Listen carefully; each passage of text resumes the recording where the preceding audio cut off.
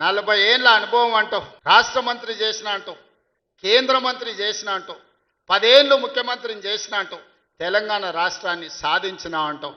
నేను ఆడ future city కడుతున్నాను అంటే తొక్క తోలు, వాడెవడో వస్తాడంటే ఆ వంతారనా బొంతారనా ఇవనే ఒక మాజీ ముఖ్యమంత్రి స్థాయిలో మాట్లాడే మాటలు మాకు రావనుకుంటున్నావా? మర్యాద ఉండదని మేము మాట్లాడతలేం, మర్యాద ఉండదని ఇవన్నీ విషయాలు మేము మాట్లాడతలేం.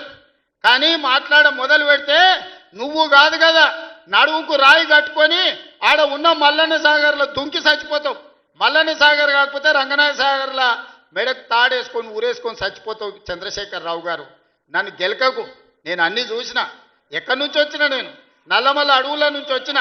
జడ్పీటీసీ గెలిచిన, ఎమ్మెల్సీ గెలిచిన, ఎమ్మెల్యే గెలిచిన, ఎంపీ గెలిచిన, తెలంగాణ రాష్ట్రానికి ముఖ్యమంత్రి అయినా. అమాంబాపతి గాని కాదు, అక్కడి నుంచి వచ్చి అమెరికాలో అంట్లుదోమ వస్తే అయ్య పేరు చెప్పి మంత్రి అయినోని కాదు. ఊర్లో దుక్కి దున్ని కష్టమంటే తెలిసి రైతుల నుంచి వచ్చినోని రైతు బిడ్డను. నాతోని తమాషాలు చేయకు.